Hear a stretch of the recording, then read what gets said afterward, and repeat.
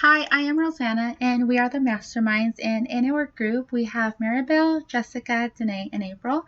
I will be discussing a critical issue in education, class size, and the effects it has in the classroom. I will be going over the definition, the history, the views on this issue, the pros and the cons, and the state laws that are limiting the class size.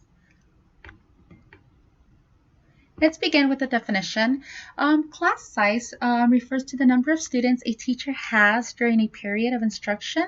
It refers to the average class size in a given grade level of a given school. Also, the California Education Code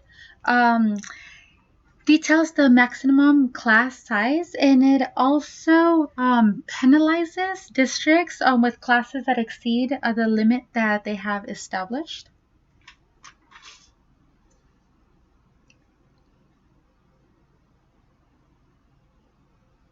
Let's go over some history on class size. The federal class size reduction program began in 1996 when the state was enjoying a budget surplus and the belief that smaller class sizes improve student academic outcomes. However, the unraveling of the program is directly tied to the state budget crisis. It is still protected in the state budget, and even though the program has been among the most popular of all education reforms introduced, there is no definite research that shows that it has resulted in improved academic outcomes here in California. However, I will be going over the pros and the cons, and at the end, you may choose where you stand.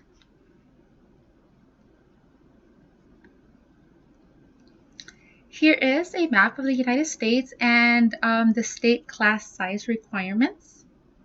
Here is a link that you could click to get a more detailed map.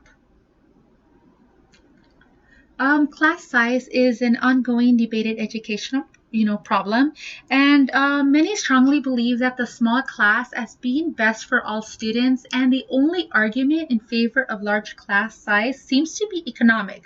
I keep seeing we just can't afford reductions. However, large classes have advantages as well, and both large and small class sizes have downsides to them, as I will describe later on. There are millions of public school students across the nation, and they are seeing their class sizes swell because of the budget cuts and teacher layoffs, undermining a decade-long push by parents, administrators, and policymakers to shrink the class sizes. Because many states are facing serious budget gaps, we'll see more class size increases. Okay, let's discuss some pros. Um, Teachers can focus more attention on students. The smaller size allows the teacher more opportunities to give one-on-one attention to each student. Also, in smaller classes, students become more comfortable and they're willing to ask questions. As I have seen, working in various school sites, I've seen students become more connected to each other and they enjoy school more. Also, in a classroom with less students, there will, of course, be less distractions, which is beneficial for, not only the students, but also the teacher. The teacher will not have to spend so much time addressing the distractions, and they will have more time, to be able to teach.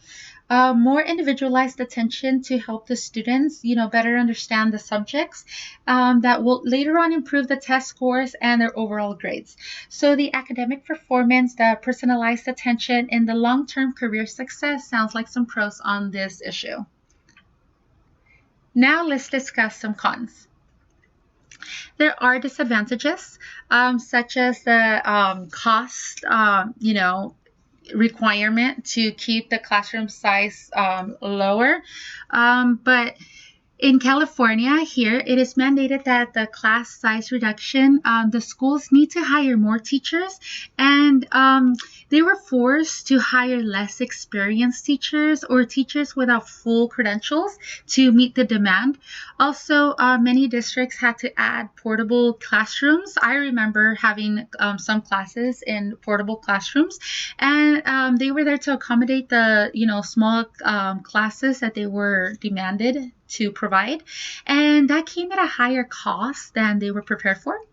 However, there are some advantages of having a larger classroom, I believe. One major advantage to teaching a large class is that some classes are usually high energy, they are fun and exciting. The classes go by quickly. Also, students learn independence and self-motivation because the teachers do have less time to work one-on-one. Another plus is that students may also learn to work well in groups because group work becomes a necessity in larger classrooms, and that might benefit them later on when they go off to college.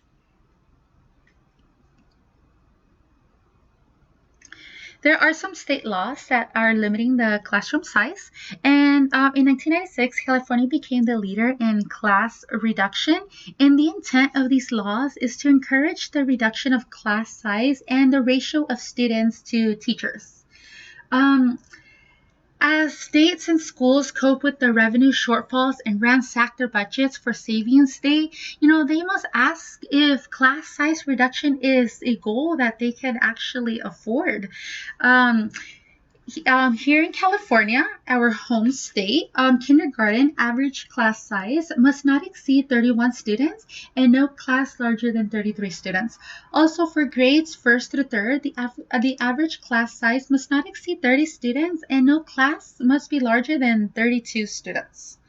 Um, for grades 4th through 8th, the average number of students per teacher must not exceed greater than 30.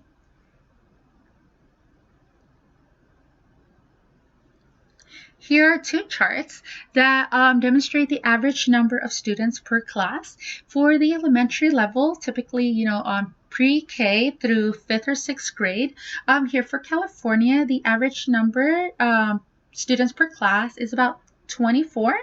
And the secondary level, which is typically 7th through 12th grade, California falls roughly at 32 students per class. So, how do you think the number of students in a class affects how well teachers can teach and students can learn? How many kids in a class is too many? Or regardless of class size, do you believe and feel that teachers make an effort to provide, individual attention to all students? At the end, we'll just have to see what happens with the possible, policy changes now with the new administration. So in my group, we split the roles, and Jessica was in charge of the definition. Danae did the history. April completed the points of view on topic. The state laws limiting the class size was Maribel, and I am your narrator, Rosanna. Here are the references. Thank you for watching.